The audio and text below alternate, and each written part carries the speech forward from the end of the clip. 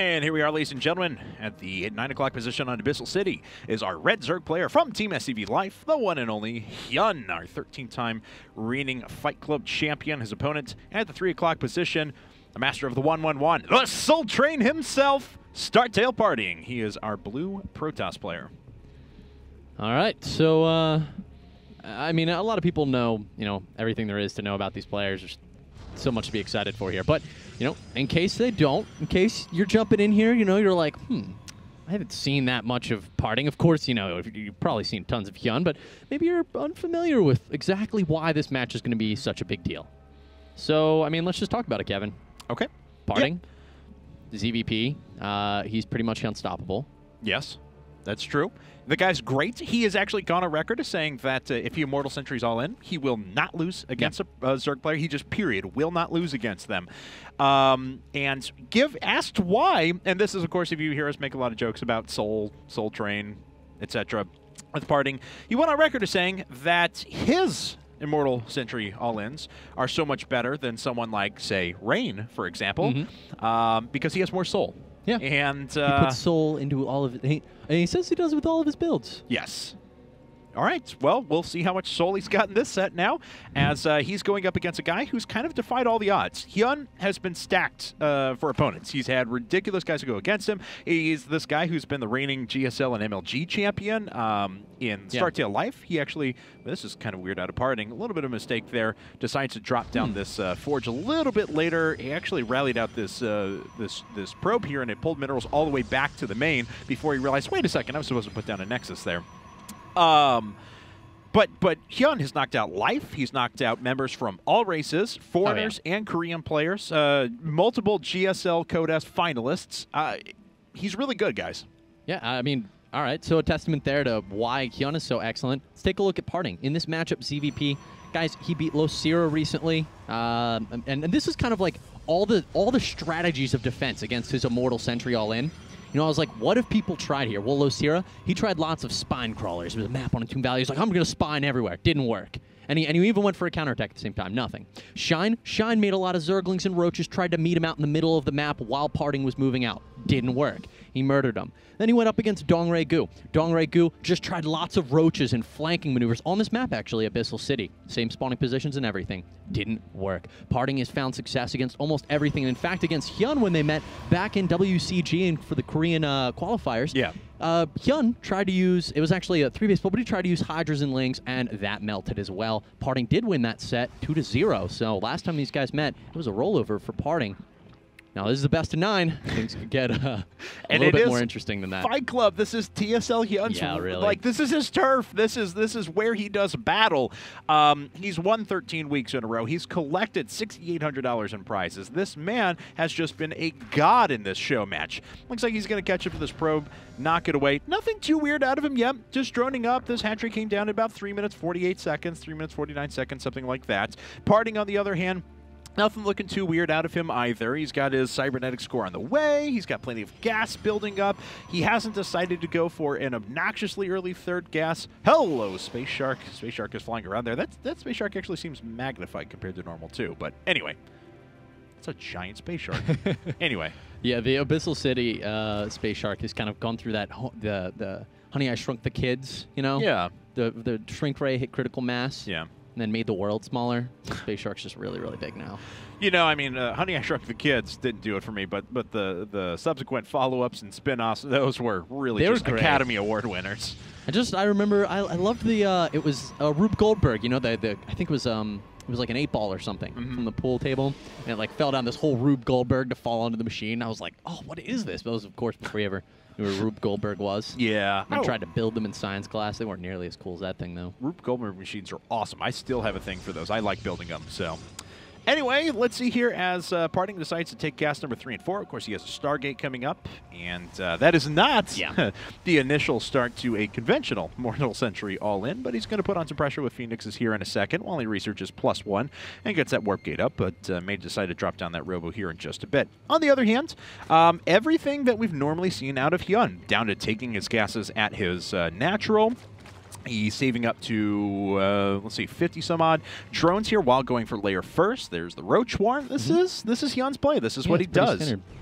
Looks like, okay, so this is going to actually be a Stargate and following up with a Twilight Council, so this is actually a pretty standard expand build that PartinG does like to use.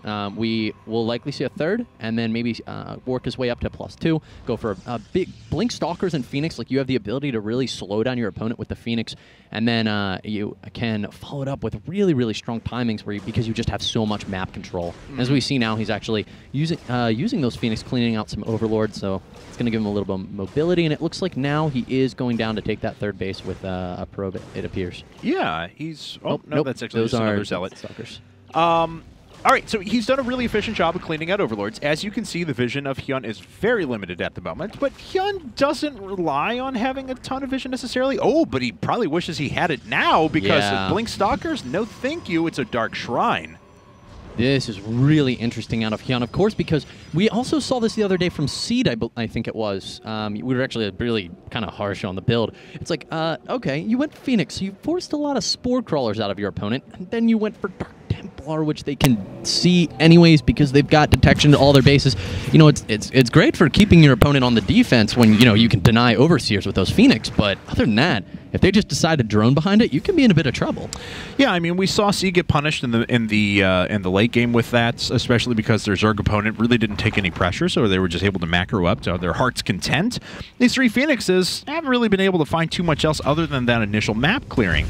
Probe actually gets picked off. Not sure what that was doing down there, but looks like there is one here in the top right-hand corner waiting to put down a Nexus, and here we go. So PartinG actually going to go to a 3-base Dark Templar and Phoenix expands. Kind of interesting stuff. Yeah, the DTs make it exceptionally interesting. It really makes me think he has great intention to go for some Archon play later on, which is actually going to work fantastic against what we're seeing from HyuN.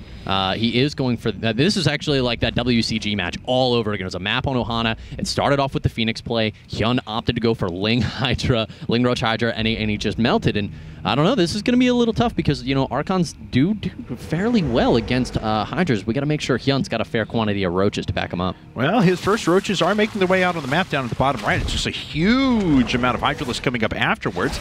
Now, these DTs are actually just cleaving away at the Spore Crawler if they can actually get those down, and there's no detection here. Well, this becomes a totally different story altogether. First unit gets knocked out there. The Hydralisks don't have any vision, and this hatchery is gone. Yeah, this is really bad, and this is what we were talking about earlier. HyuN, you know, even if he brings an Overseer in now, he can't detect it. You can see the Spore Crawler coming in. Nothing surrounding it. The DTs could snipe it, but no, he decides, why not? Just pull out. I already killed this third base, and I've got my own up. So PartinG in a pretty good spot at this moment.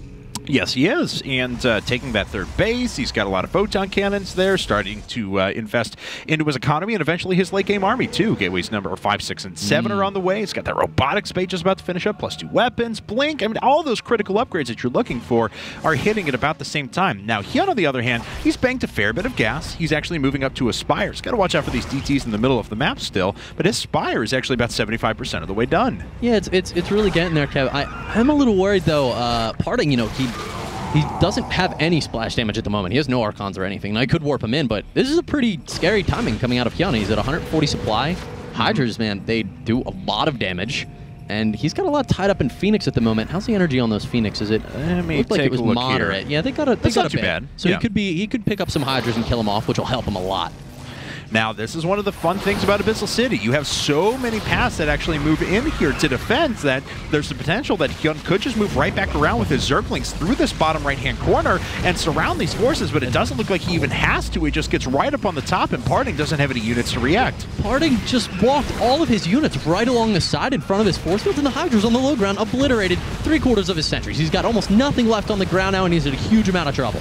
All right, well, these Phoenixes didn't really do much other than absorb damage. They're not picking up any units. Unfortunately, not going to be able to pick off Hydralisks, and that's it. Yeah. GG. HyuN takes game number 1, and PartinG looked like he was off to a strong start, but it's just not going to matter. He was off to a strong start, and then I mean, it was just the camera was a little off the pan, but you saw that PartinG kind of walked he dropped these force fields, which were really nice. He trapped most of the units on the low ground. There was like 3 or 4 Roaches on the high ground. Then he walked his whole army right in front of the force fields, and all the Hydras that were on the low ground, they got 6 range. They just shot up and killed like all of his sentries and most of his army. We saw at the end when you went back and looked at his army, he had like 2 Stalkers and 1 sentry left, and that was it.